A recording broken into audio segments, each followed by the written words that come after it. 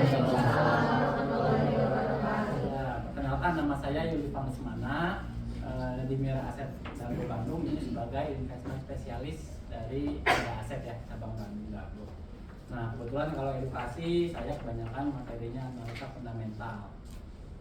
Analisa fundamental itu dari kata-kata fundamental aja udah tahu ya, fundamental itu hal yang dasar atau fondasi atau awalan dulu sebelum bikin rumah supaya nggak jatuh kita bikin fondasi gitu. Jadi kalau bikin rumah tanpa fondasi ambruk lagi, mau berapa kali pun bikin apapun itu kalau nggak ada fondasi akan ambruk. Berarti fundamental itu yang paling penting dalam kita memilih saham gitu ya. Tadi udah dijelaskan oleh Pak Firman ya, saham, bursa kayak gitu-gitu. Nah ini isinya kayak gini, fundamental. Teorinya ada 5. Definisi dulu ya, apa itu fundamental, kenapa sih penting banget, terus prinsipnya apa, fungsinya apa, dan kekurangan juga ada. Karena namanya teori atau pelajaran ada kelebihan dan kekurangannya, itu kita kasih tahu. Nah ini yang saya infokan tadi ya, analisa fundamental adalah yang kita pelajari berkaitan dengan fondasi atau struktur bangunan yang dasar dulu dalam perusahaan. Perusahaannya tentu bukan yang di luar dari pasar modal ya, yang di dalam pasar modal tadi yang Pak Firman bilang ada 900 saham, itu kita harus filter dulu secara fundamental, secara mendasar, itu secara kuantitatif keuangan maupun secara non keuangan atau kualitatif. Jadi keuangan itu berarti yang bentuknya angka-angka, kalau yang non kualitatif yang tidak ada angka-angkanya. Dijelaskan di sini. Kalau kecepatan atau mau ditanya langsung ya, kalau itu sangat jelas ya udah kita lanjut aja. Nah secara yang tidak ada kaitannya dengan keuangan atau kualitatif, contohnya rekam jejak direksi dan komisaris. Jadi dalam semua perusahaan baik yang ada di bursa, tapi ya banyak yang ada di bursa, ada di luar bursa, atau di BUMN juga ada direksi, ada komisaris. Nah kalau direksi yang menjalankan perusahaan, kalau komisaris yang menilai kinerja dari direksi tersebut. Berarti rata-rata komisaris itu lebih senior karena dia sudah menjadi direksi dulunya gitu ya. Nah kita lihat rekam jejak direksinya bagaimana, apakah direksi ini kayak kita aja. Kita kan kalau makin lama makin berumur kita ada kurikulum CV ya, atau daftar riwayat hidup. Kita pernah kenal polisi nggak, pernah dilaporin orang nggak, nah menipu atau enggak. Nah itu di situ kelihatan. Kalau zaman sekarang tinggal screen Google aja, direksinya ini, BUMN ini, oh itu jelek nih dulu, udah deh sekarang dia pindah ke sini, kita tahu tuh nggak bagus direksi itu kita bisa lihat. Zaman sekarang tinggal sini aja. Terus pengakuan make produk atau brand equity ya, dalam 900 perusahaan kan nggak semuanya memimpin market share perusahaan ya, market share bidang usahanya. Contohnya misalnya market share semen apa yang paling tinggi, nah kita pilih yang paling tingginya apa. Terus market share batu bara paling tinggi apa, paling terkenal apa. Terus market share produk makanan minuman misalnya, nah itu kita cari yang gampang kita kenal aja, jangan kita yang kita nggak tahu produknya laku atau enggak. Jangankan laku ya, produk yang nggak terkenal aja pasti nggak laku, nggak mau beli atau belum ada kualitasnya. Nah, terus secara kualitatif lagi masih ada model bisnis. Nah, model bisnisnya kan perusahaan yang udah listing udah lama ya, dari dulu sampai sekarang dia mengikuti perkembangan zaman atau enggak. Apakah terkena bisnis digital bisnis, atau terkena AI, atau terkena pengurangan PHK gara-gara kemajuan zaman, nggak perlu pakai orang lagi kayak gitu. Nah, tapi kalau dia bisa mengikuti model bisnisnya, misalnya contohnya perbankan, orang sekarang tinggal di handphone aja daftar kan. Nah itu kayak gitu, dia ngikutin teknologi perkembangan zaman, nggak selalu konvensional kayak zaman dulu. Jadi dia mengikuti tren gitu ya. Kalau dia ngikutin kayak gitu, otomatis kita beli sahamnya nanti 10 tahun lagi juga dia jago kok si direksinya, karena model bisnisnya bagus, produknya juga bagus. Terus yang keempat ada GCG. GCG ini si perusahaan menerapkan seperti ini agar transparan. Jadi dia mau direksi mau ngapain aja kita tahu gitu ya. Mau beli saham perusahaan lain, sekarang ketahuan direksi mau jual saham perusahaannya atau beli, kan dia punya bagian ya dari situ, itu kelihatan. Dan dia mengikuti aturan-aturan yang berlaku aja. Terus ada lagi nih regulasi peraturan pemerintah. Nah, peraturan pemerintah atau regulasinya ini menguntungkan perusahaan yang kita miliki atau enggak. Kalau dia menguntungkan, kita masih bisa tahan sahamnya sampai dia naik terus. Kalau regulasi peraturan pemerintahnya merugikan, misalnya sektor ini akan dipajakin gede loh, berarti kan kita was-was sebagai pemegang saham. Kalau dipajakin gede berarti cuannya sahamnya apa? Cuan perusahaan turun, kayak gitu. Kita udah paham nih. Kalau pemerintah bikin aturan apa, kita udah di luar kepala, saham kita terdampak atau enggak. Terdampak positif, oke, oh. Terdampak negatif, ya udah sell. Nah, kalau yang secara keuangan ini di HOTS kita atau di online trading Mira Asset bisa kelihatan ya laporan keuangan itu tiap kuartalan. Contohnya yang paling baru kuartal 1 2024 itu kita bisa lihat si perusahaan sudah melewati Januari, Februari, Maret. Laporan keuangan akan dikeluarkan di April atau Mei. Apakah labanya naik, apakah utangnya turun, apakah penjualannya naik, kita bisa lihat. Yang baiknya bagaimana nanti ada penjelasan lebih lanjut ya. Terus ada juga GDP. GDP apa nih untuk Indonesianya? Pertumbuhan ekonomi. Pertumbuhan ekonomi Indonesia, ada yang tahu yang terbaru? Berapa persen? 5,11% ya. Di tengah-tengah inflasi tinggi ya. Inflasi negara lain pada naik. Sebenarnya Indonesia juga naikin suku bunga karena Amerika, negara-negara gede, dia inflasi juga. Biasa teori ekonomi, inflasi tinggi supaya menekan inflasi, suku bunga ditinggiin supaya orang-orang deposito atau nabung atau apa, kayak uang yang kalau inflasi tinggi kan uang tuh kayak nggak berharga, biar berharga orang naikin suku bunga CDI nya supaya duit yang beredar dikit. Nah, ini kalau pertumbuhan ekonomi tinggi, kita berharap inflasinya rendah ya supaya sektor realnya bergerak. Terus nilai tukar mata uang, ya rupiah terhadap apa biasanya nih? Dolar Amerika ya, lagi melemah ya rupiah terhadap dolar Amerika. Nanti sektor apa yang merugikan, yang menguntungkan kita bahas. Ya kita pengennya sih rupiahnya menguat. Terus GDP-nya juga besar. Terus interest rate apa nih kalau yang tahu interest rate? Interest rate itu adalah suku bunga BI rate. Suku bunga BI sekarang 6% lebih ya. Nah, suku bunga BI tinggi, sektor apa yang menguntungin? Misalnya sektor perbankan, ya perbankan. Jadi kalau ngeleditin ke masyarakat, bunganya ditinggiin dong, karena bunga si BI-nya aja patokannya 6%. Berarti kalau KPR, beli motor, beli mobil, semuanya cicil-cicil dia akan. Terakhir suku bunga rendah tuh pas COVID cuma 3,5%. Itu KPR motor, mobil apa kecil bunga. Nah, yang terakhir angka ada namanya commodity price. Commodity price ini adalah harga komoditas. Komoditas itu banyak, ada yang ditambang, ada yang sawit ya. Ditambang itu banyak. Apa aja ditambang bisa di emas, betul. Ya timah, batu bara ya, paling banyak di saham. Minyak ada juga di saham. Itu yang baterai listrik, nikel ada juga. Jadi kalau commodity price, kalau harga komoditasnya anjlok, kita jangan beli sahamnya, pasti cuan sahamnya turun dong, kan harganya kalau diekspor kecil.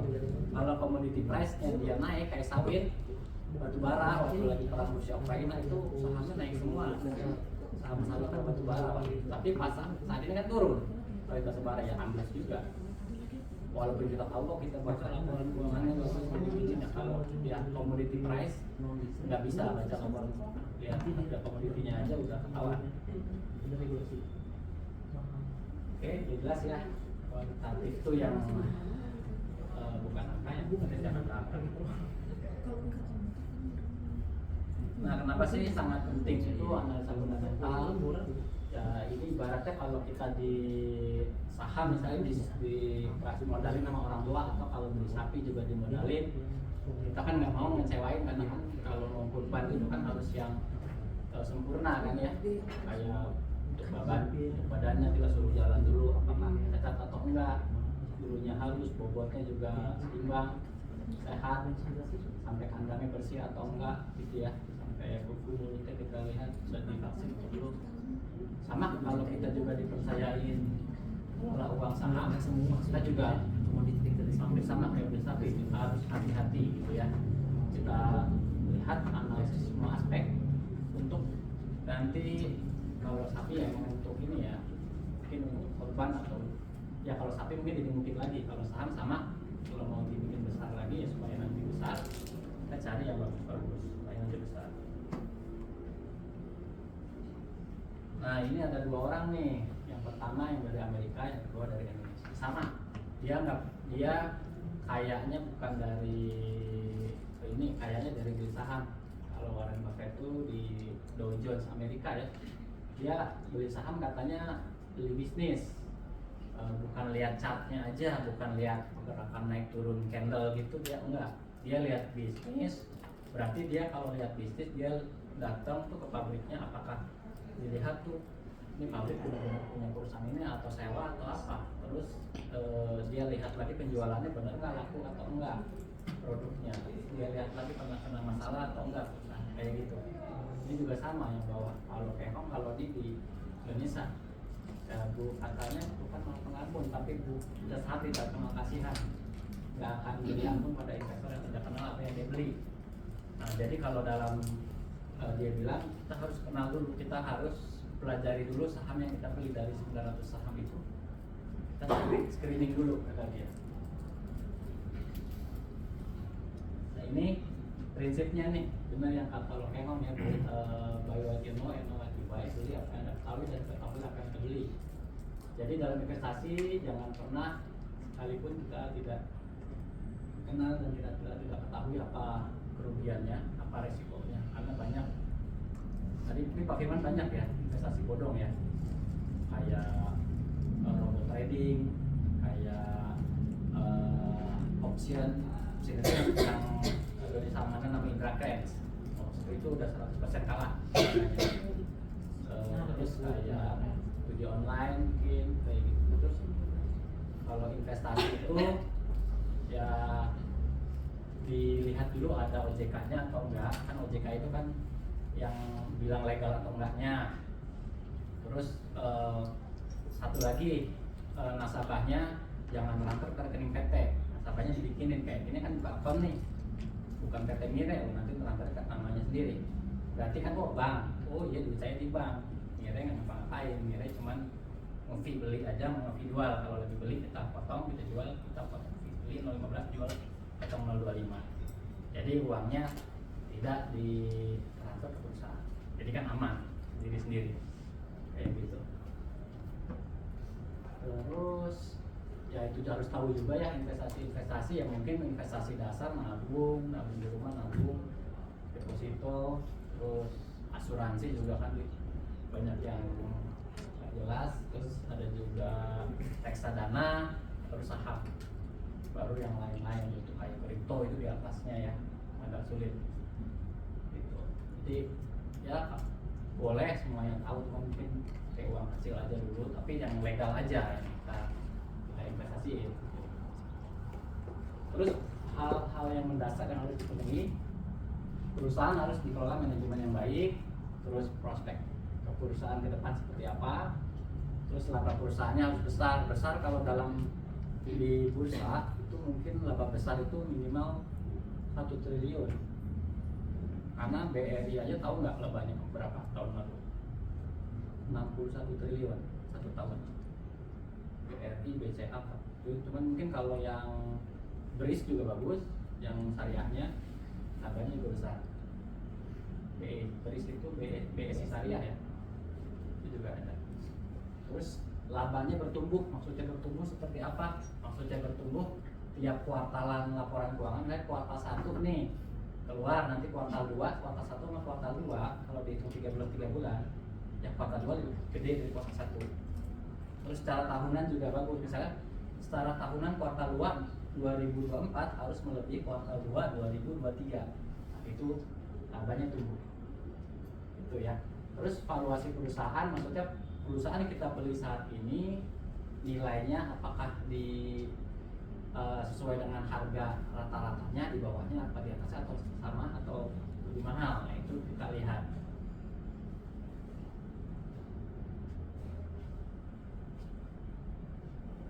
Nah, ini fungsinya nih untuk analisa fundamental. Kita pilih saham yang baik untuk investasi. Yang baik tadi jangan sampai dari 900 saham perusahaan yang nggak jelas deh, jangan sampai ya. Karena kan sekarang sudah banyak tuh yang 50, yang di bawah 50 gitu ya. Pokoknya yang kalau menurut saya market cap 200 atau market cap itu kayak peringkat ini loh, besar size perusahaannya, mungkin 20 besar, 30 besar perusahaan itu aja. Jadi dari 900 saham tuh nggak mungkin beli semuanya, beli 2-3 aja udah cukup. Terus fungsinya untuk valuasinya nih, kita lihat yang saat ini kalau kita beli, wah mahal, wah murah. Nah, kita beli yang lagi murah gitu ya. Nah, kurangannya juga ada analisa fundamental. Kalau yang nggak suka hitung-hitungan, yang nggak suka matematik, yang nggak suka ini baca data, atau yang cuma nyari instan, nah ini nggak cocok. Jadi kalau kita buat investasi dari hasil baca data potong mungkin nggak bagus. Misalnya laba ini besar di koran, kita nggak lihat tahun lalunya, kita nggak lihat apakah dia settle atau enggak, naik terus atau enggak, kayak gitu. Jadi harus dilihat dari tahun lalunya juga. Nah, dari itu kita harus pelajari makroekonomi negara dulu, Indonesia dulu nih, makronya bagus atau enggak. Kayak tadi pertumbuhannya 5,11 itu tumbuhnya dari sektor apa? Sektor itu kan banyak, di saham ada properti, konstruksi, ada perbankan, ada tambang, ada pertanian dan lain-lain. Nah, sektor yang menunjang pertumbuhan ekonomi itu kita pilih baru sahamnya. Nah, kita ini banyak data nih katanya, sama banyak waktu lebih analisa. Sebenarnya kalau udah ada apa sendiri lebih gampang, kalau udah ada bisa cari yang PR, PBB kecil itu ada. Nah, analisa fundamental juga cocok untuk jangka panjang aja. Kalau yang suka trading beli mingguan, harian, 1 bulanan yang nggak cocok. Jadi cocoknya untuk default setahun. Nanti lihat setahun berapa, ditambah dividen, biasanya ada bonus lagi. Itu cocoknya itu. Jadi memang untuk invest jangka panjang. Ada yang mau tanyain untuk sebelum ke komponen analisa fundamental yang tadi udah cukup jelas ya? Pak, mungkin kalau saya pribadi bingungnya tuh melihat si perusahaan melakukan GCG itu kan nggak semuanya dipublish, nggak kayak laporan audit ya. Nah, GCG itu ngeceknya gimana berarti untuk perusahaan tersebut? Kalau GCG itu rata-rata sih perusahaan pas di laporan keuangan tuh sudah ada di apa? Di laporan keuangan, misalnya kita search sahamnya, ada itu di audit apa gitu Pak. Gitu. Memang ada yang nakal-nakal kayak Garuda dulu tolak. Iya betul. Makanya kita juga nggak jamin juga, ada OJK, ada ini, kita udah pasti ini investasi bagus. Nah, dalam situ kita beli sahamnya sedikit-sedikit. Dah mungkin GCG juga bisa dilihat dia dari IPO ngasih dividen terus, dividennya juga royal, itu juga bisa kita ini IPO agar pelanggannya nggak lain hati ke saham lain, itu juga bisa.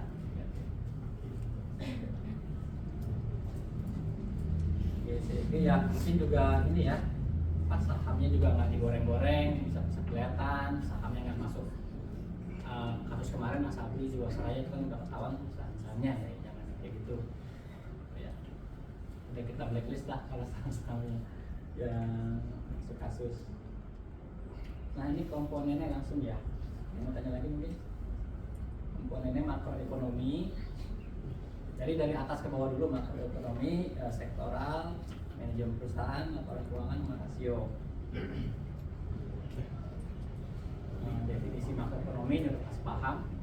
Yang yang kita pelajari secara ekonomi keseluruhan ya, keseluruhannya untuk Indonesia itu seperti apa.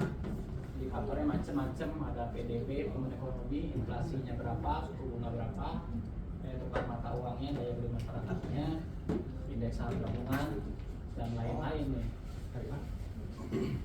Itu ya, ini dijelaskan mungkin kalau industri sektoral cuma gampang lihatnya kayak tadi yang saya infoin, cukup lihat dia lagi naik atau lagi turun. Sektor perbankan, pertambang, pangan, properti, dan banyak lain. Sektor apa sih yang lagi naik yang tahun kemarin? Yang saya tahu? Sektor seperempat, bukan? Iya, keuangan, perbankan, karena suku bunganya kan naik ya. Tuh, ya betul. Kalau pas COVID sektor apa? Sektor kesehatan. Kesehatan dong yang sakit. Ya udah nggak ada COVID, sektor kesehatannya anjlok, pindah ke yang lain, langsung ke transportasi. Kan waktu COVID transportasi nggak bisa bergerak, ya orang banyak wisata. Oke, gitu aja sih. Pokoknya di dunia luaran seperti apa dia masuk ke sininya. Gitu. Nah, properti udah semenjak saya dinilai dari 2012 nggak pernah naik, tahu jelek. Seperti itu. Ngerti. Padahal presiden infrastruktur tapi propertinya nggak naik. Infrastrukturnya juga nggak bagus, gitu ya. Dari dulu kalau sektornya nggak bagus udah nggak usah pilih sahamnya gitu. Kalau sektornya perbankan bagus katanya ya udah pilih. Tuh, kalau udah dibilang sektornya udah out, kalau dalam analis ya udah kita nggak usah yang masuk ke sektor itu. Nah, dalam hal ini cuma lihat aja sektornya naik atau turun, tuh bearish atau bullish. Kalau bearish ya turun, kalau bullish dia naik. Nah, ini juga yang ulang yang tadi kita lihat berita terhadap sektor tersebut, kalau pemerintah, itu ya positif negatif. Terus kalau komoditas, kan komoditas kita bisa lihat tuh tiap hari ada chartnya, misalnya harga emas hari ini berapa itu kan ada kan, hari ini berapa, harga minyak hari ini berapa, naik atau turun. Misalnya harga nikel nih dua minggu ini naik, bagus tuh kita beli saham nikel kalau udah ketahuan mau naik.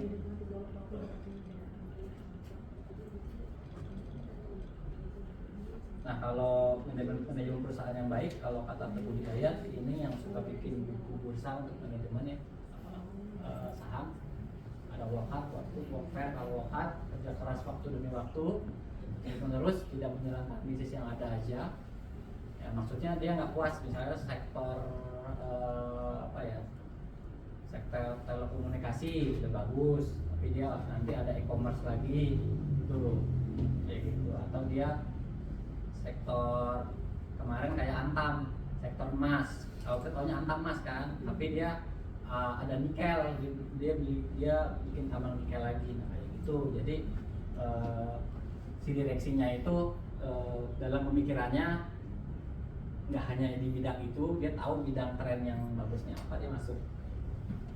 Workwood dia kerjanya baik, tidak merugikan pihak lain, maksudnya gini, merugikan pihak lain tuh maksudnya tidak monopoli pasar, tidak dumping atau produk dia dimurahin supaya yang lain bangkrut, nanti kalau yang lain bangkrut saya naikin, ya kayak gitu, nggak boleh gitu ya. Ini pernah ya kasusnya Aisyah, saham Aisyah itu Taro ya, terus ada untuk beras, waktu itu kan 2018 dia beli dari beras subsidi, tapi jualnya harga beras medium ke atas, makanya digerebek polisi, saham langsung jatuh. Contohnya lumayan dalam, kayak gitu contohnya. Jadi nggak boleh, gimana nggak harus baik gitu ya. Ya sama kayak Garuda juga kan, waktu laporan keuangannya masukin, ya langsung nggak ngasih ampun, investornya tahu itu bohong, laporan keuangan jual. Garudanya rugi sendiri, sahamnya jatuh. Terus ada workfare, manajemen yang nggak bisa didikte dari direksinya, itu kerjanya emang untuk semua pemegang saham, nggak hanya wah saya pemegang saham kamu harus gini, bisa didikte gitu, nggak bisa. Dia benar-benar ingin naikin perusahaannya.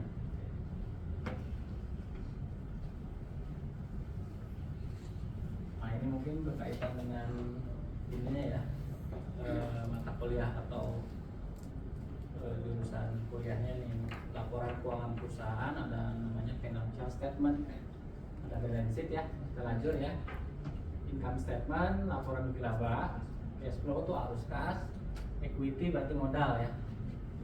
Nah ini analisa modal, ini analisa laporan keuangan apakah yang baik, yang berkualitas, dilihat dari angka-angka yang dihasilkan, kinerjanya, penjualannya, utangnya, bebannya, apakah nutup laba bersihnya, apakah laba, apakah dapat rugi bersih. Jadi di dalam perusahaan bursa jangan kita, oh yang ada di bursa pasti laba bersih ya, enggak, bisa juga rugi bersih. Namanya usaha, sektor dari yang kecil sampai yang gede, kalau ada salah strategi atau perkembangan zamannya berubah langsung, bisa jadi rugi bersih. Nah kayak COVID kan kita nggak tahu semuanya, kalau rugi bersih gitu. Nah dalam analisa fundamental ini banyak data yang diolah dalam apapun, sehingga rumit atau kita jadi malas mempelajarinya karena angkanya banyak, miliaran, triliunan gitu, lembagannya juga banyak. Nah agar adik-adik lebih gampang, kita bikin namanya rasio keuangan perusahaan. Ini kan lebih sederhana, lebih kecil. Rasio itu berarti dikecilin, misalnya ratusan miliar, puluhan miliar, triliunan, angkanya dikecilin dari cuma 2 digit saja. Nah, rasio keuangan itu dalam undang-undang ada banyak, cuman karena kita pakai Mirai dan semua juga platform kertas lain juga paling sama, cuma 5 aja, PER dan PBV, DER, ROE dan ROA. Nah, PER dan PBV dalam satu kotak ini fungsinya sebenarnya sama, untuk lihat saham mahal atau murah, tapi beda rumus. Kalau PER itu price earning ratio, harga earning laba bersih, rasio terhadap laba bersih. Kalau PBV price book value, harga book value itu nilai buku, berarti harga nilai buku. Nah itu kita lihat lagi murahnya angkanya kecil. Kalau DER sama juga, DER itu debt equity ratio atau hutang. Nah kalau hutang bagusnya gede kecil, berarti kita nyari angka yang kecil, saya gitu ya. PER juga sama, kita cari yang kecil berarti murah. Nah kalau ROE, ROA, return of equity, ROA itu return of asset, itu kita si perusahaan itu ngembaliin ke kita, bagusnya besar atau kecil? Besar. Nah benar, ROE atau ROA-nya saya modalin kamu balikinnya gede dong. Kalau kita lihat angkanya kecil ya kita nggak mau kirim perusahaan kamu, kayak gitu aja. Nah jadi ini udah pasti paham deh kalau untuk pelajaran. Nah ini ya kan, PER plus to earning ratio, laba saham, laba bersih itu kalau tadi hafal ya. Kita carinya yang angka kecil, kalau ada angka kecil makin bagus, makin murah katanya.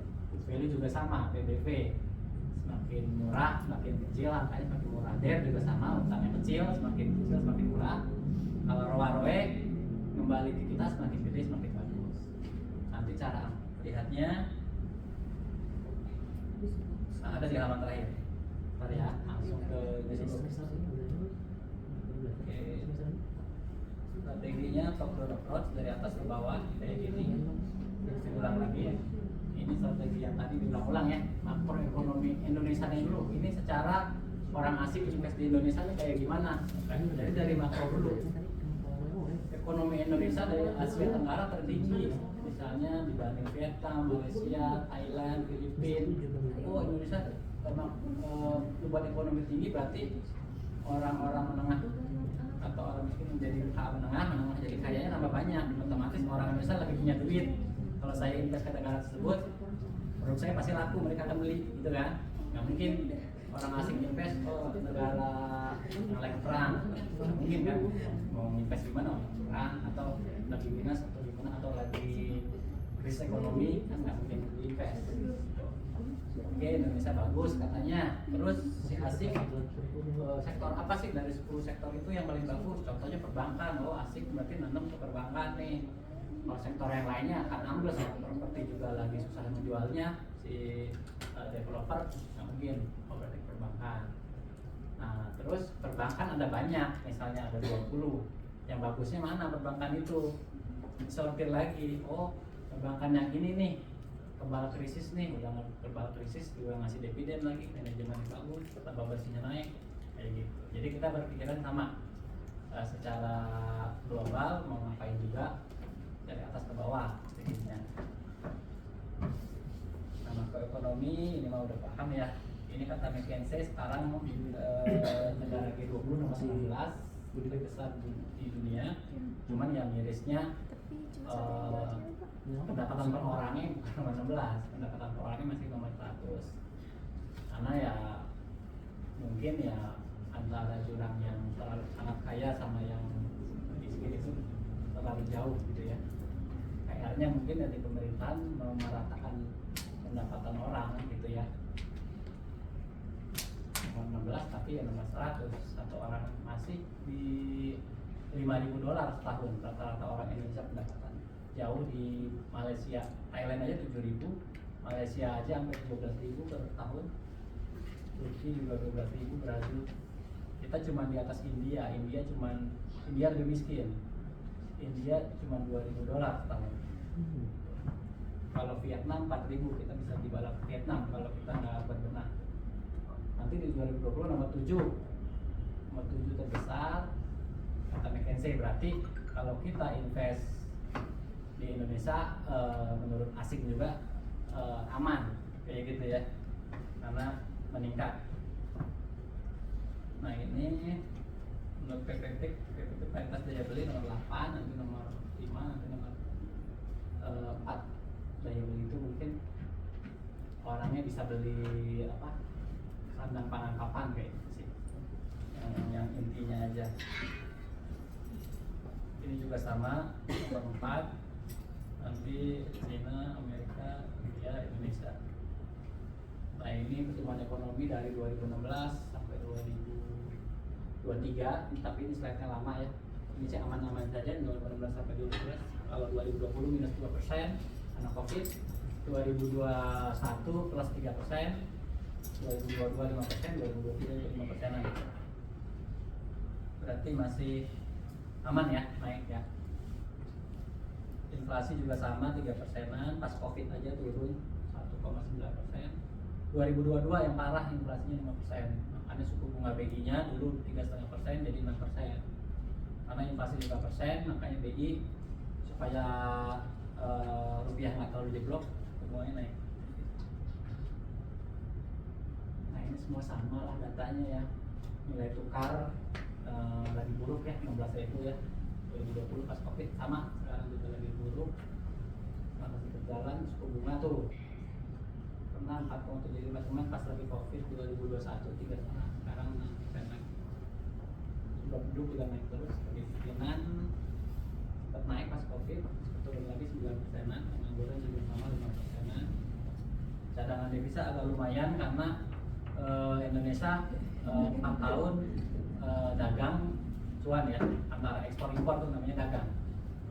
Antara ekspor impor banyakan ekspor, jadi makanya dolarnya masih antara pernah 150 miliar dolar cadangan devisa.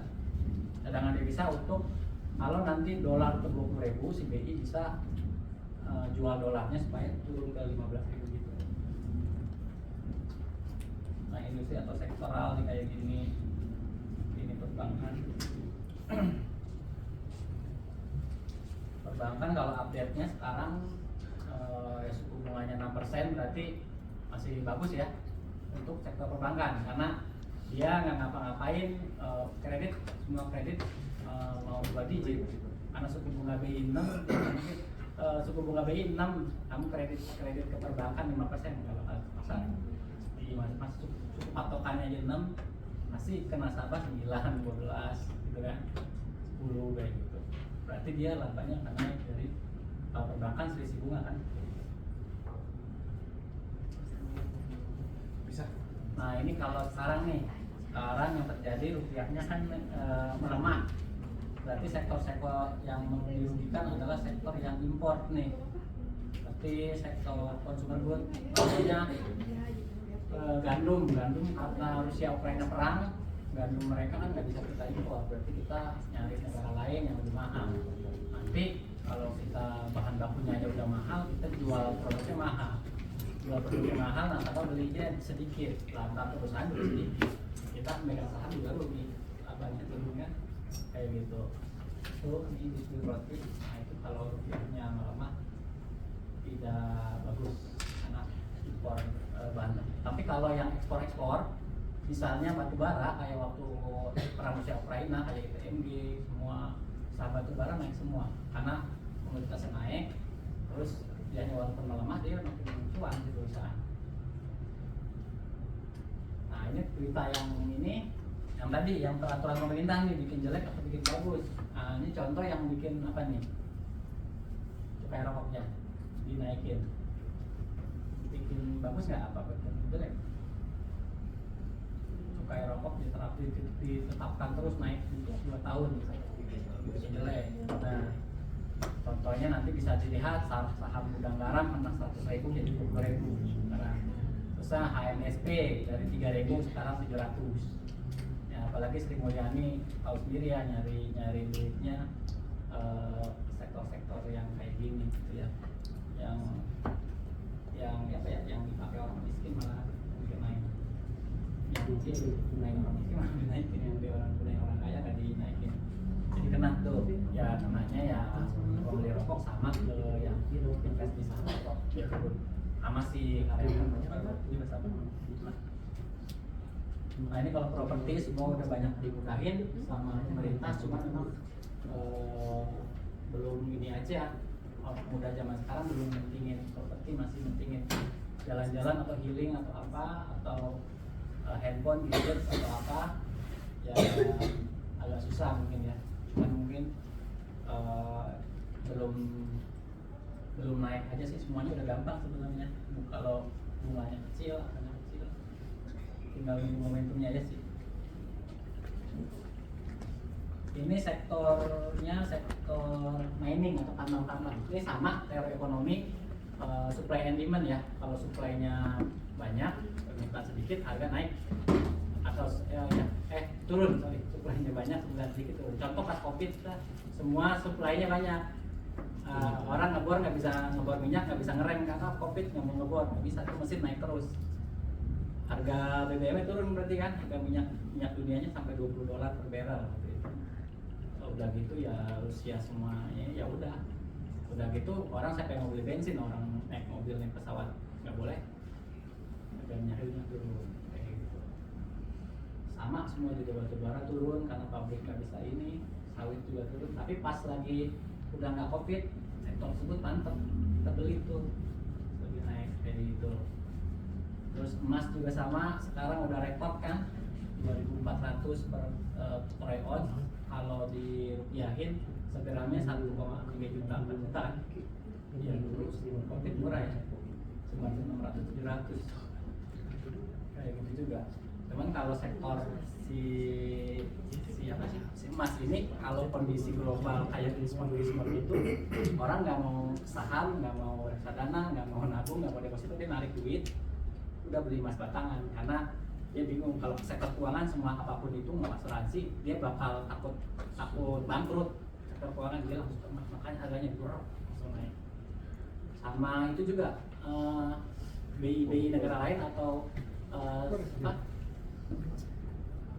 bank sentral juga kalau dia suka ngambil emas juga, punya duit emas supaya negaranya aman apabila kan yang bagusnya teori kan kalau dia nyetak duit berapa emasnya punya berapa supaya terlindungi, jangan nyetak duit banyak cadangannya masih dikit.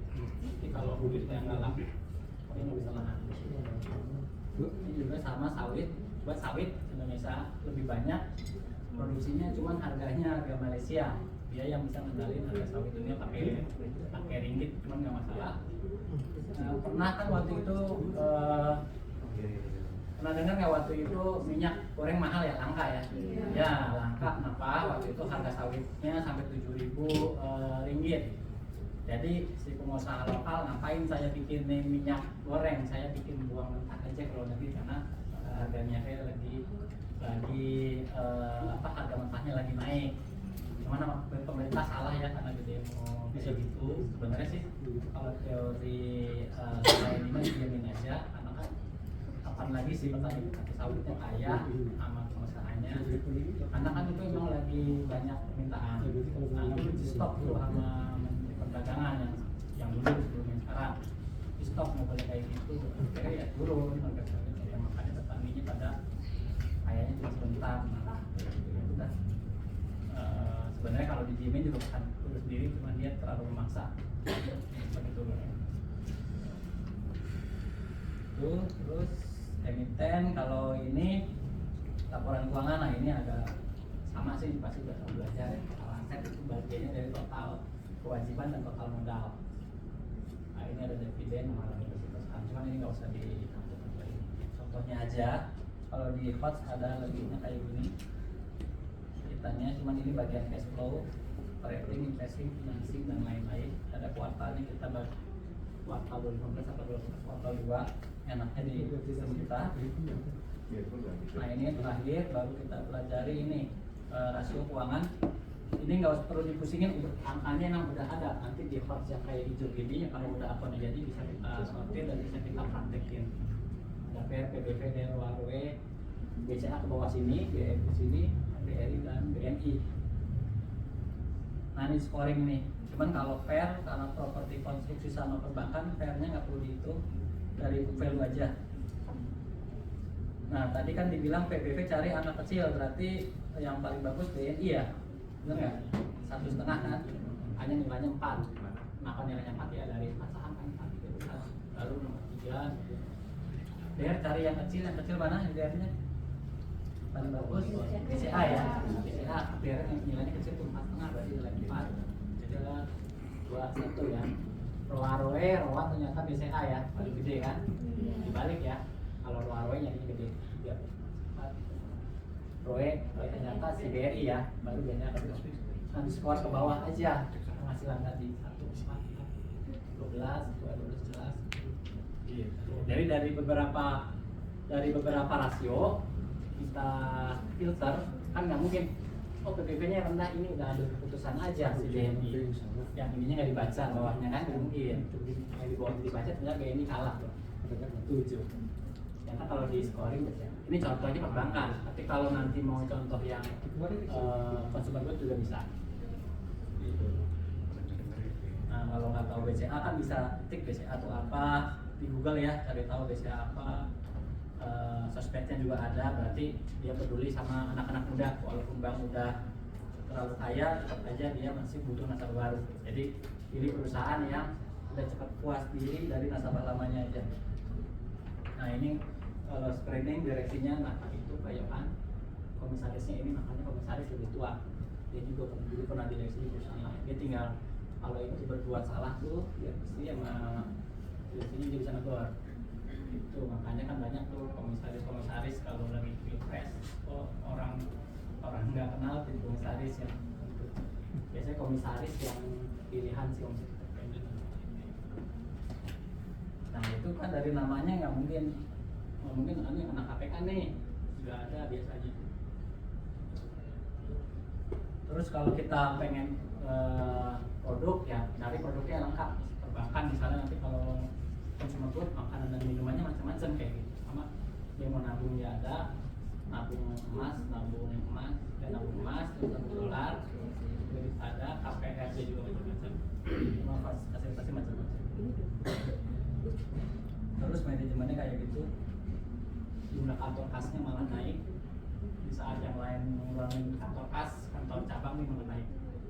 Ibaratkan ini naik semua, sudah sampai yang ketiga, laba bersih naik terus, kredit naik, naik, kayak gitu. Nah, udah deh. Ada yang mau ditanyain? Ini nggak usah diapalin, gampang, nanti tinggal dipraktekin aja. Mau lihat prakteknya ya. Jadi kan wah teori doang nih, prakteknya kayak gimana Pak? Nah prakteknya ada pasnya nggak ya?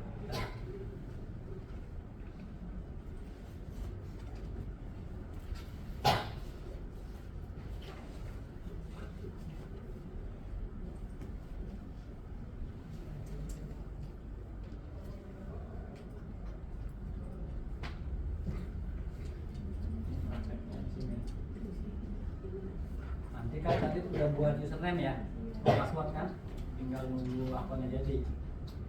Kalau ini yang di laptop kayak gini, di handphone juga bisa, cuman kalau fundamental enakan di laptop karena lebih lengkap sama lebih lebar aja. Nih dipraktekin nih. Baru jam 2 ya. Oke. Ini running jalan. Kalau menu fundamental ini namanya menu nih. Menu ya, menu out, account, code, broker, ranking. Nah, menu ini information, terus financial statement. Terus kalau kita mau screening kayak tadi, rasio scoring, menunya 0024.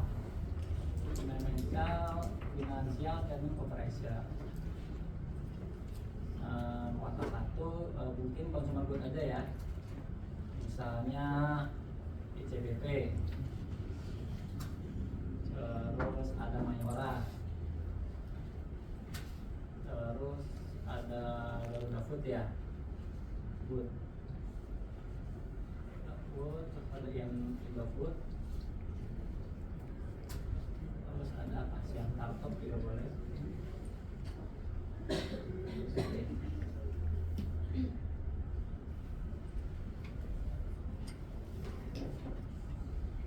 Nah ini kuartal 1 2024 ini udah pada patuh semua nih, udah ngeluarin laporan keuangan semua ya. Jadi datanya makanya adik-adik nggak perlu diajarin dari mana, di sistem udah ada gitu. Nah kalau adik-adik mungkin yang awam bilangnya apa yang murah tuh? Pasti bilangnya good ya. Murah dari nilai harga ya, 406 ya kan? Harga satu lembarnya pasti. Nah kalau fundamental nggak lihatnya nggak kayak gitu. Kita dari FPBD ROAW di rasio ya. Gitu. Ternyata rasio yang paling kecil adalah si TER-nya Indofood kan 0,7. Terus PBB-nya paling kecil Indofood lagi 0,9. Terus utangnya paling kecil adalah 01 tekanan ya, CTP sama Mayora ya. Ya, ROAW ternyata ROAW bagus Mayora ya. CTP ya, oh iya CTP bagus ya. Cuman dia pernya aja ya, sebenarnya sama nilai kubunya udah kemahalan ya. Kayaknya paling murah si Indofood ya kalau dari nilai per PBV ya. INDF yang ini nih. Nah ini INDF. Kayaknya kalau di scoring secara INDF, karena nilai buku tuh 0,9 dia. Berarti kan 1. Kalau yang pasnya 1, itu di bawah 0,0. Jadi murah tuh. Terus kalaupun dia murah, ROAW-nya walaupun lebih kecil dari yang jago-jago, tapi tetap bagus kan di 15,8 nih. Gitu. Intinya nggak terlalu jelek banget. Nilai buku tuh nilai wajar. Misalnya, iya, sahamnya. Tapi beda-beda makanya kelihatan itu nilai buku si INDFT 9 itu ke 31. Tapi untuk dia sendiri katanya udah 3 kali lipat nih menurut nilai buku, berarti 3 kali, berarti udah 300%. Iya, wajar 1. Ternyata yang paling rendah adalah INDF. PBV itu kalau total asetnya 100 miliar, di situ itu angkanya 1, berarti 100 miliar ada perusahaannya. Kalau perusahaannya katakanlah di situ angkanya 3, berarti perusahaan dihargai pasar 300 miliar. Jadi dihargai lebih tinggi daripada nilai aslinya. Punya motor 10 juta tapi dibeli orang 15 juta, berarti PBV-nya 1,5. Iya. Atau contoh misalnya rumah makan kita bikin 5 tahun yang lalu 1 miliar, terus labanya 100 juta per tahun. Berarti kan udah laba 500 tambah 1 miliar, terus setengah M kan yang punya kalau sekarang jual. Nah misalnya jualnya tetap 1 M kita ya rugi lah. Atau jualnya 2 M sekarang, mahalan. Padahal harga pastinya kan 1,5 M kan. Nah Indofood ternyata paling murah. Berarti itu yang di ENDF induknya ya, udah tahu lah ya ini apa yang diproduksi. Kalau udah tahu sendiri berarti information langsung ke financial statement dia sendiri yang kita cek di ENDF apakah dia sendiri saat ini murah atau enggak, kita lihat.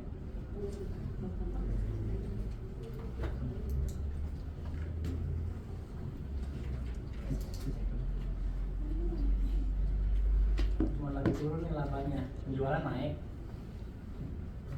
Penjualan tahun lalu kan 30,5 T ya, sekarang 30,79 T. Cost of goods sold itu apa? Biaya produksi barang ya. OPP. 21 T, dia sekarang 20. Nah, operating expense ini yang mahal itu profitnya 25. Naik benar. Berarti operating expense juga turun. Oh itu tuh ada itu tuh minus tuh. Ada income expense tuh pengeluaran tuh. Jadi cuma 2,4 T katanya ya. Tahun lalu 3,8 T. Makanya dia agak negatif.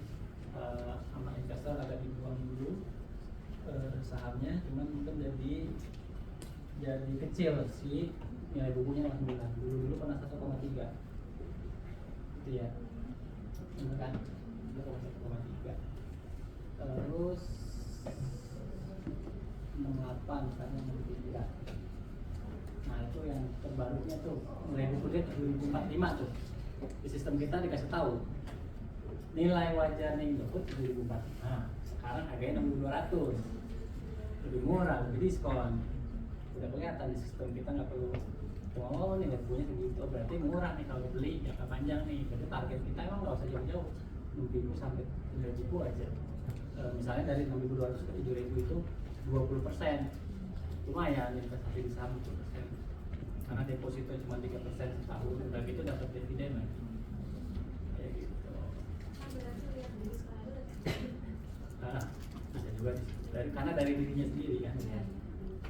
Nggak bandingin, tadi bandingin saham kan udah kita peres tuh, udah kita kayak santai dari sektorannya dia yang ampasnya ini tinggal dia doang nih yang lebih mahal atau enggak nih dia sendiri. Oh, nah tapi kalau nggak mau rugi banget, oh udah fundamental saya pilih ikut, nggak mau rugi banget besok ikut yang teknikal, dia tahu chartnya itu lagi di bawah, di atas atau di mana kayak gitu.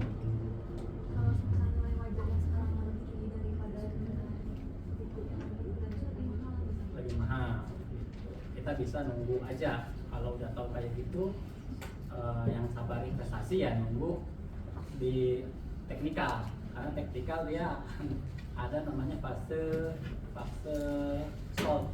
Jadi udah jenuh jual, baru kita masuk oversold, baru kita masuk, nanti dia akan balik lagi. Kalau saham kayak gini, range-nya kita udah tahu. Saya udah tahu range-nya Indofood itu terrendahnya pernah 57, 6.000 juga udah susah di bawah 6.000. Tertingginya itu 7.400 kalau nggak salah, 7.500. Jadi skala naik turunnya kelihatan. Ini Indofood. Ada yang mau dicontohin lagi mungkin? Apa? yang biasa dimakan itu Biasanya sih yang ini nilai buku bursa atau apa ya, kalau kita lihat data matangnya aja sih belum tahu juga ya Pak ya. Nilai buku tuh berubah berapa bulan sekali, berapa tahun sekali? Kan dihitung tiap tahun atau tiap semester berdasarkan laporan keuangan. Laporan keuangan keluar dia Langsung angkanya ada ya? berubah. Iya. Nah, karena nilai buku berkaitan dengan network. IPS dengan harga saham. Ini Pak ya, apa namanya? Market cap ya? Ya, earning per share-nya nanti dihitung dari situ. Iya, dari situ. Ada rumusnya di manajemen keuangan kan. Itu lebih- Price book to value. lebih paham lagi Pak. Harga dibagi dengan EPS. Kayak gitu. Jadi sistem ini dari survei kita yang paling banyak datanya di sistem Mirai, yang lainnya nggak banyak, nggak promosi ya. Kebetulan Mirai ini bisa dilihat datanya dari 20 tahun yang lalu. Nah, Saya pernah menggunakan Pintraco itu hanya real time, hanya pas saat itu. Saya gunakan Kisi hanya 10 tahun, yang lainnya 5 tahun. iya. Jadi kalau teman-teman mau skripsi datanya 20 tahun ya ada di sini. Mau kuartalan mau tahunan ada. Tinggal dibuka. Makanya dengan 100.000 itu buka data udah enak tuh. Punya data. Jadi Udah punya data laporan keuangan baik mau neraca, rugi laba, arus kas ada semua. Itu kan ada di equity, income statement, equity, balance sheet. Saya udah lupa ya pelajaran cash flow. Cuman kebanyakan ya di income statement sih bagian tadi. Kita juga bisa di sini di quote stock price, ada finansial. Nah, di sini ada nih. screeningan sektor-sektor. Kalau screeningan sektor-sektor, apa nih sektor apa mana? Ini kan makanan minum udah. Tadi perbankan ya, perbankan mah tadi mah bukan BCA, sekarang BNI. Kalau nilai buku ya. Terus kalau bank habis keluar BNGA kalau nggak salah. Bank Niaga. Tapi kalau mau yang syariah, Kan berarti keputusan kita beli pada saat itu atau enggak itu lihat dari nilai bukunya. semuanya tadi kan yang pelajaran tadi yang kita screening dulu. Misalnya kan di sektor tersebut ada 10, 5 dulu lah, 5 ini. Tapi nanti kita lihat dulu, oh yang kita mau yang itu. Nanti baru lihat dianya sendiri dari mana atau murah. Jangan kita langsung cepet, oh gara-gara udah saya rasio scoring yang itu langsung kita hantam. Melihat sektornya bisa dilihat statistik IDX, ada 11 sektor. Ada ya sebuah sektor ya. Jadi per perusahaan, per sektor ada yang 80 perusahaan, ada yang 30. Ini ada nih akun Statistik IDX. screen of all stock ya. Nah ini nih sektor. Nih misalnya energi. Perusahaannya apa aja? Oh energi nih ini berdasarkan kode saham, berdasarkan harga aja yang dari mahal murah. Cuma dari SSA nih, turunnya mahal. Cuman energi lagi yang naik cuma nikel doang ya. Tin Pak yang lagi naik. Healthcare, kalau dari chart juga bisa kelihatan sih. Teknologi lagi turun. Ya pokoknya yang sudah pernah booming dia akan turun karena kan biasa udah lagi booming kayak bubble dia take profit pasti dia akan hancur. Kapan lagi dia nyicil untuk naik ya ada waktu-waktunya, ada trennya. Kayak yang kemarin kan ada MR yang multi bagger kan, sebelumnya ada saham DCII, terus ada yang 2018 ada saham Tekim sama INDF. Nah yang sekarang multi bagger sekarang yang Prayogo pengen itu berarti ya Pak ya multi bagger sekarang. BRBT. BT, Brand sama MNN. Ya nanti tahun depan dia udah nggak ngomong lagi, pokoknya ada lagi nanti apa gitu. Kita memang agak susah untuk cari multiplayer. Itu aja ya. Ini bisa dilihat di sistem kita kayak gini. Ada yang bawa laptop, kalau ada yang bawa laptop silakan dibuka aja. Kalau handphone nggak bisa. Sebenarnya siapa nih? Iya, Bapak ini kalau besok bisa di Bisa besok nanti bantu download aja sebelum ini buka kan waktu kita banyak nih. Sekarang aja saya baru habis jam, padahal jam 3 ya. Apa-apa.